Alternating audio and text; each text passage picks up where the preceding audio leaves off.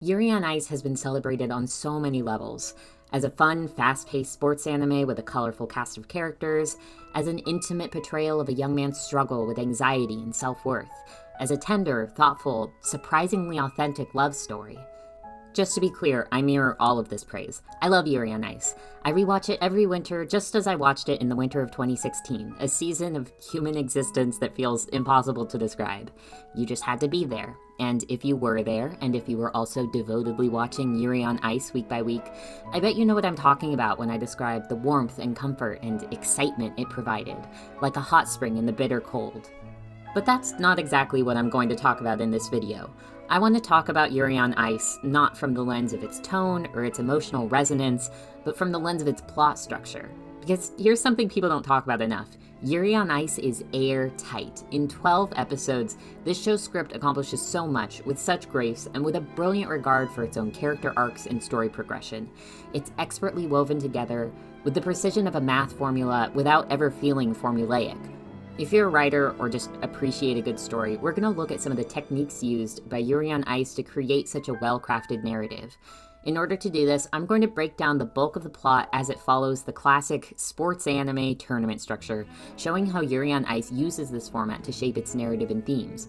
But along the way, we're going to stop a couple times to acknowledge a few smaller tricks that deserve recognition. So with that in mind, let's talk about the tournament structure.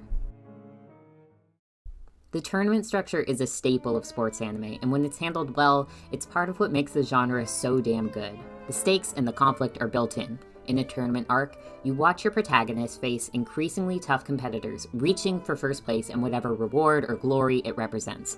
It's simple, but that's what makes it so flexible. You don't have to engineer a point of tension. Just put two or more competitors head-to-head and allow for their natural differences or their personal weaknesses to be thrust into the open. Yuri on Ice understands how to let the tournament guide the story. We start with a Japanese event where Yuri will qualify for the Grand Prix competition. Here, his main competitor is Kenjiro Minami, a young and inexperienced skater who has long idolized him. This episode is an example of a little trick that I'm going to call the tutorial level. For our purposes, the tutorial level is when we get a low-stakes version of a repeated conflict, like a sports match, to introduce us to its structure. No one doubts Yuri's ability to qualify in this competition. Thus, the episode is able to introduce us to basic concepts like how the free skate follows the short program, how the scoring system works, and so on. Then, when we move into higher stakes competitions in later episodes, these known mechanics can create a clear source of tension with minimal viewer confusion. But this episode also does important work character-wise. Allowing Yuri to compete against someone who's truthfully more a fan than a peer winds up being pretty significant. For the entire show up until this point, Yuri has been putting himself down, calling himself mediocre, and claiming that his fans only pay attention to him because he's local. This step in the competition quickly shatters that facade. We fully grasp that even at his clumsiest, Yuri is an incredible skater who earns huge point totals with every right to the international stage. And furthermore, Yuri himself has to confront that self-deprecating attitude of his.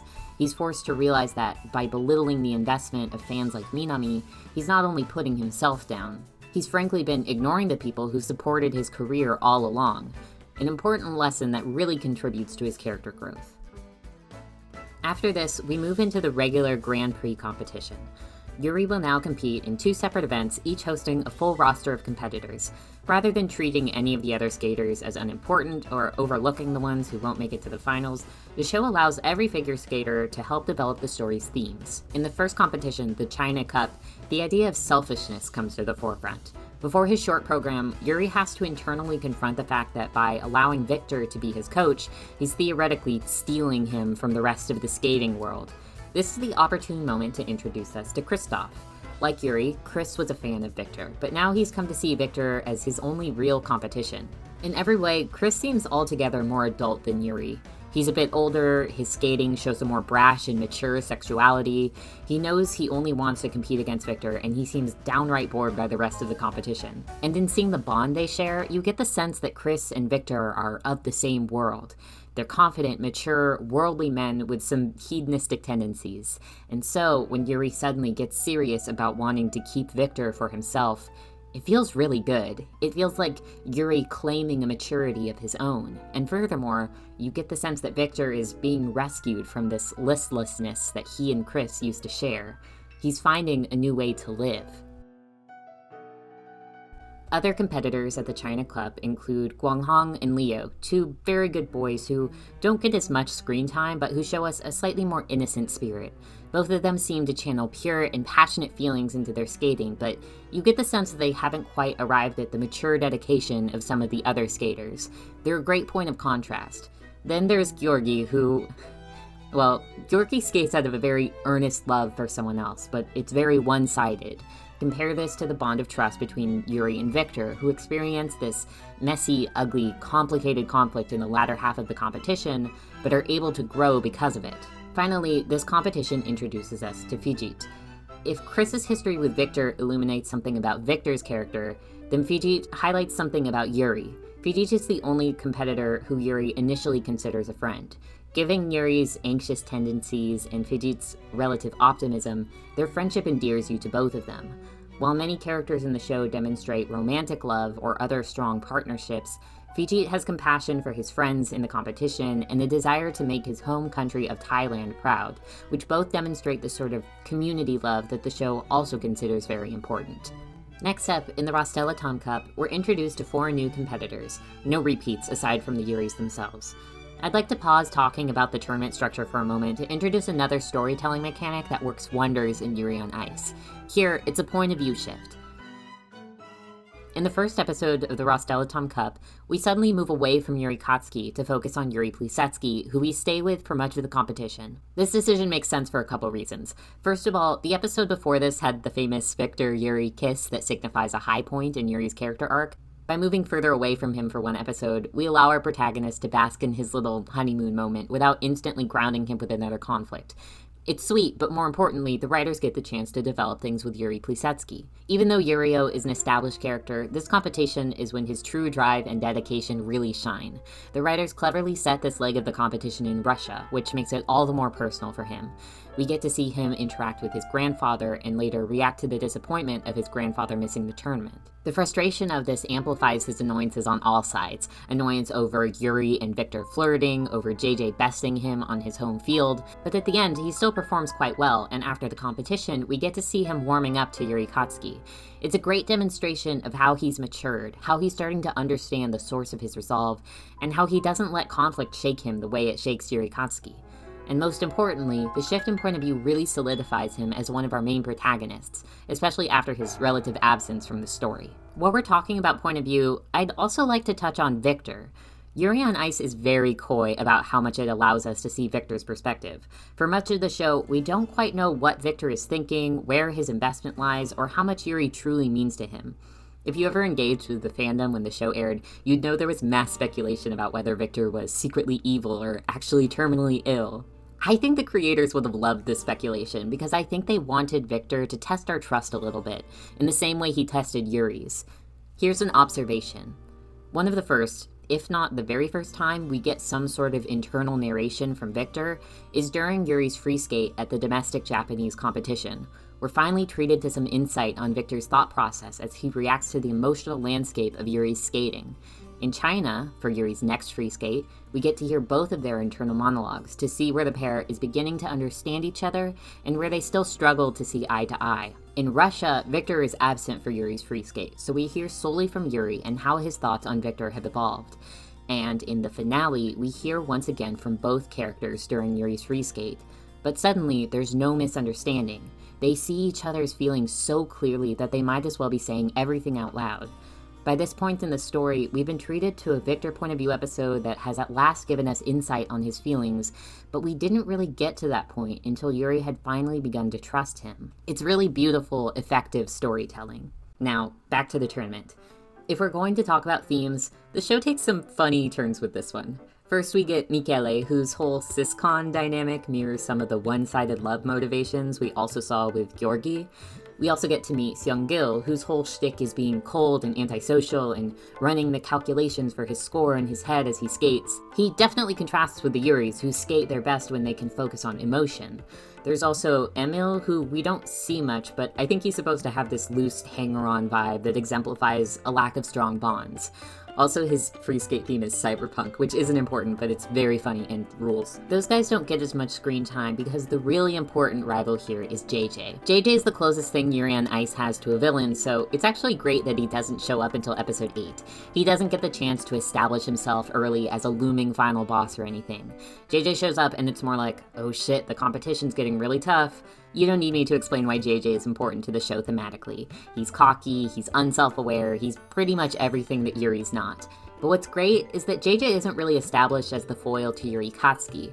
Rather, at least to start with, he interacts more with Yuri Plisetsky, our little Russian punk whose cockiness could have easily set him down the same arrogant path. But of course, Yurio is better than that, and he proves it to us. After this leg of the competition, we make it to the finals, where every character who represents something significant thematically returns for one last battle alongside our protagonists, the two Yuris. We have Chris, who represents Victor's institutional presence and his old way of life. We have Pijit, a friendly face to Yuri who now gets to serve as a rival. We have JJ, the embodiment of narcissism. And at last, we get to meet Otebek, our mysterious 6th finalist. Right away, Otebek is imbued with this sense of importance, just by the fact that we don't know him yet. There's this sense that he must have something to reveal. On some level, he's got to be the key to the heart of this whole thing. And then, he totally is. It turns out this silent, stoic guy, Otebek, has been a longtime admirer of our very own Yuri Plisetsky, and he becomes Yurio's first friend. And is that not perfect? It's like, because they've found each other, they could make it this far. And because they've made it this far, they found each other. That's Yuri on Ice in a nutshell. All that's left is for all of them to go out and try to win. But before we talk about the finals, one final detour for maybe my favorite narrative technique used in Yuri on Ice. We're going to talk about the retroactive reveal.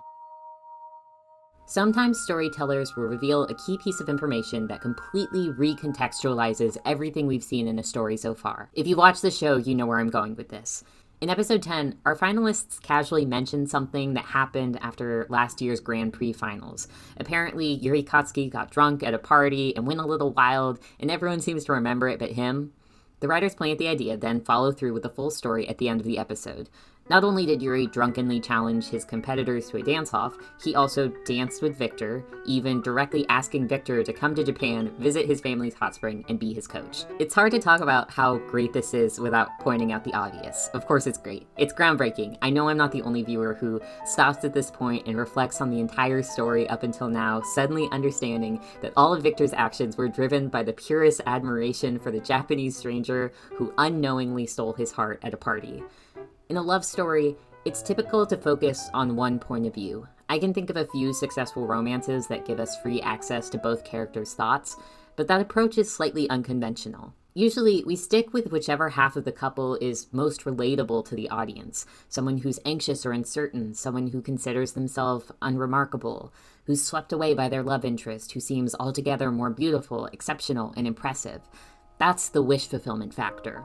Often, a poorly written romance will neglect to consider what the love interest sees in our protagonist, but the best love stories take the time to show that the love interest is head over heels for everything that makes the protagonist special. So if character A has spent the entire story gradually falling for character B, then at a certain point the writers need to show when and how character B reciprocates.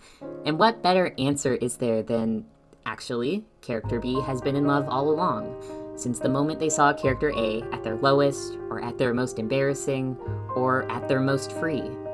Or, how about all the above? To even the most realistic, hard-hearted viewers, an answer like that has to feel just a little bit like destiny. What were we talking about? Right, sports anime. Let's move on to the finals. Yuri on Ice is slightly rare as a sports anime because there are no direct head-to-head contests. Even in a one-on-one competition, the characters are never matching wits or fighting to control a court. They're competing alone on the ice against themselves and their own limitations. That's the nature of figure skating. That's why it's been possible all this time for Yuri's greatest and perhaps only real competitor to be himself, his own anxiety. It's only because of Victor, and because of the love that Yuri and Victor share, that Yuri is able to advance through the tournament while being challenged by the ideas and motivations of the people around him. In the first half of the Grand Prix finals, Yuri falls apart, but it's not the way he's fallen apart in the past. It's not the self-involved brand of insecurity we witnessed in the old Yuri. I see it as a culmination. It's like he's seen everything around him clearly, nakedly witnessed his peers and loved ones and their motivation, and at last it overwhelms him. Because he loves Victor, he can understand Chris's competitive spirit. Because he knows love for a community, he can understand Fijit's resolve. He can see JJ's anxiety, and for a moment he recognizes himself in it, but then he acknowledges that JJ pulls himself together out of love for his fans in a way that he himself never has. He sees Yurio give the performance of his career, but most importantly, he sees this through Victor's eyes, and understands the depths of what Victor has sacrificed to be his coach. In the end, Yuri's final competitor is still himself. He still tries to self-sabotage one last time, and even though it's easy to be frustrated with him here, he's not wrong in what he's seen and understood about Victor. But it's thanks to his journey through his competition that he's made it this far. It's the reason he can now give a world record winning performance as he tries to end his career on a satisfying note. And it's also the reason that, at the very last moment, the script flips. The people who he loves now show their love in return, and they pull him back. Yurio busts out this incredible performance just to put Yuri in second place and keep him competing, and Victor assures Yuri that he can still be his coach as well as his competition. Which, is kind of insane, but to translate the metaphor, he won't stop loving Yuri as he chases his own reignited passion.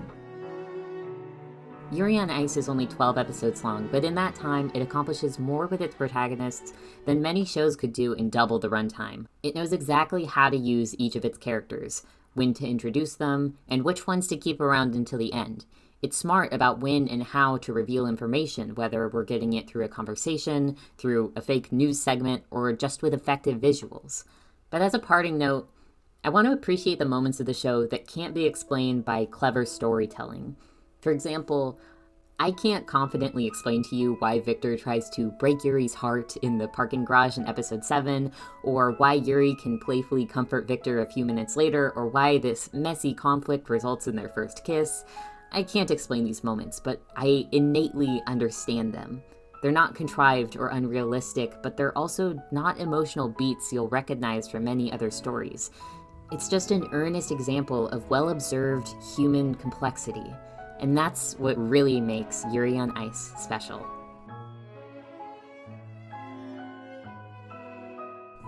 Thanks for watching this video about one of my favorite anime.